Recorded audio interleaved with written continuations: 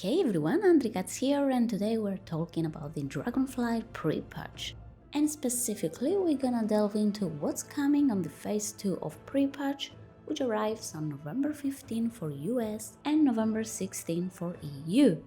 To be honest, in phase 1, I didn't have many things to do. I mean, don't get me wrong, we got our brand new talent system and UI, but other than that, there wasn't anything else to work towards too.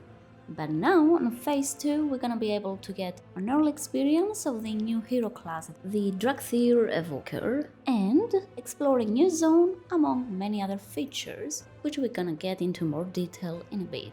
So if you are interested, please keep on watching to learn more. But before we get started, please take a moment to subscribe to my channel and follow me over on Twitch at twitch.tv/AndrewCatsGames, where I'm streaming while playing WoW. Without further ado, let's go ahead and start. Since I have already started rambling about the new Evoker class, let's start out with that. If you have already pre-purchased the Dragonflight expansion, on November 15 you will be able to try out the new Evoker class, which comes up with 2 specs. The Devastation spec, which is a mid-range DPS that utilizes blue and red magic to deal damage, and the Preservation, a healer spec, which uses bronze and green magic to heal their allies. So yeah, finally, we're getting a brand new healer spec, and as a healer myself, I cannot say I'm not excited for it. Honestly, it's been quite some time since we had a new healer. I think the last one we got was 10 years ago, when Mist of Pandaria released and we got the Mistweaver Monk. So yeah, that was a long time ago. I have played Evoker a bit during alpha and beta test, but I mostly tried the DPS one. I healed though a couple of dungeons, but it was so buggy at the time, so I didn't get to full experience it, Let's hope this time will be okay and I'll be able to try it out at its full glory. But yeah, despite the many bugs, Evoker was so much fun to play around, and I haven't really played something like that before. The DPS spec was quite intense, and healing was actually very interesting, a bit difficult to understand at the start, but yeah, I'm sure there'll be plenty of guides out there, so keep an eye out for any Wowhead guides, Icy Veins, and more. You could always try out your own talent builds, play around with the specs and see how the class feels before Dragonflight arrives. Dracthyr start as level 58 on their own starting zone, the Forbidden Reach. When you venture through the zone, you won't only get introduced to the new class, but you'll also get an early taste of the Dragon Isle zones. Once you are done with the questline there, you can then head off to the Shadowlands and get some decent gear to prepare for the Dragonflight. And this is where the new limited time event comes into play. In this pre-push, we will get the Primal Storms event, which brings the Primalist invasions. This reminds me a bit of the Demon invasions back in Legion pre-push, which it was one of my favorite pre-push events. Anyway, long story short, what exactly happens here is Primalist mobs will invade 4 specific zones. We've got 2 in the Eastern Kingdoms, the Tearsfall Glades and Battlelands, and over to Kalimdor we have the invasions in the Northern Barrens and Angoro Crater. Now, depending on the type of the elemental invasion, like if it's earth, fire, storm or water invasion, there will be one specific elemental Lord boss which spawns every 30 minutes. When this event is active, you will see a bar on the top of your screen which tells you that the elemental lord is dormant, and you need to kill 100 mobs to awaken it and be able to kill it. Now, what do we get from taking part in these events is each lord or primalist mob during the event will give primeval essence. You can use this currency to buy 252 eye-level catch-up gear, which is a great way to gear up your alts or your brand new Dracthyr. You can get the gear from the quartermasters in your capitals. The HORDE one is located at the top of the Zeppelin Tower in Durotar, and for Alliance, the quartermaster will be on the docks in Stormwind. The 252 eye level is the equivalent for normal gear from Sepulchre of the First Ones, which is the last raid we got from Shadowlands, So it's not too bad, I suppose. Currently, most of my 60 level alts are sitting around 230ish item level or something, so that's quite good for me and maybe for a bunch of you out there. The 4 elemental lords can also drop one of these rare items, and if you combine all 4 of them, basically one from each lord, you will craft an heirloom trinket, which again is very good for when you are leveling.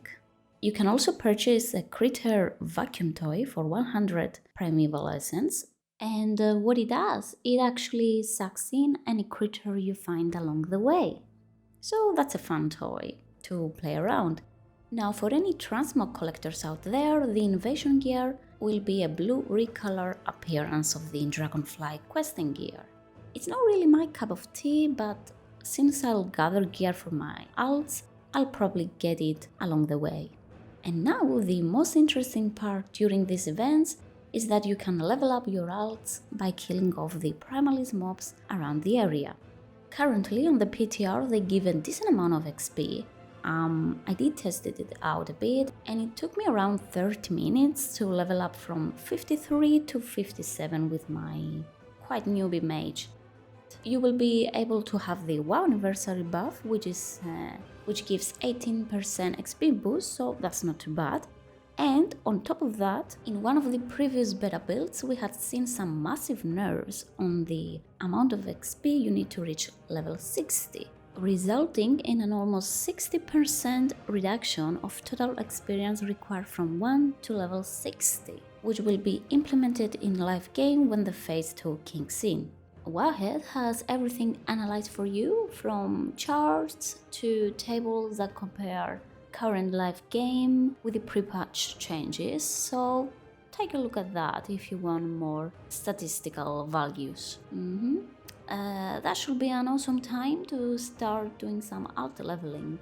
To stay in the leveling subject, Chromie Time will also see some changes coming on November 15. Basically, it will extend from level 50 to level 60, and Shadowlands will be available as an expansion leveling choice. So you can use whatever expansion you want from classic WoW all the way to the Shadowlands to level up from 10 through 60 level. Draenor might still be the quickest route for leveling, but it's completely up to you. Like, imagine how easy and fast will be the leveling process when you combine the Chromie Time along with the reduced amount of XP you need to level up. This seems to be a great time to level up some alts, I'll say again, that they might have stayed behind during the expansion. At least that's definitely what I'm gonna do. I still have a few level 50-ish alts that I wanna hit max level with, and I do also want to have every profession on the start of the expansion, so I might as well get to it. Aside from all of this, we can also begin the introductory questline for the Dragonflight once we log in, and you can even watch some important members of our factions having some fancy new dialogues between them, but I'm not gonna get into spoiler territory today. So yeah, you can check them out at your own pace. And one final thing I wanna mention, we will also get a new quest to go to the new dungeon, the Uldaman Legacy of Tyr. This dungeon is basically built on top of the old Uldaman, but this time around we get some new fancy cool bosses along with a higher high-level gear drop. This dungeon will be available in normal difficulty and the reward is 278 gear, which again is a nice way to gear up some alts. This translates to mythic gear from non-fated Sepulchre of the First Ones or normal fated, so quite decent actually. All in all, I'm really looking forward to phase 2 and I have some things to get done. My plan will be to first make an evoker with a hopefully good name, which I still haven't figured that out yet, so I'm sure it will definitely take some time. I feel like 2 weeks until the expansion, it's plenty of time to start getting familiar with the class, and then I'll have to level up my army of alts through probably the primalist invasions, so I can also gather up some currency to buy them gear and probably get a new toy as well. Not sure if I'll try the Chromie Time for now, but I will eventually get to it at some point, maybe when I want to make a fresh new alt.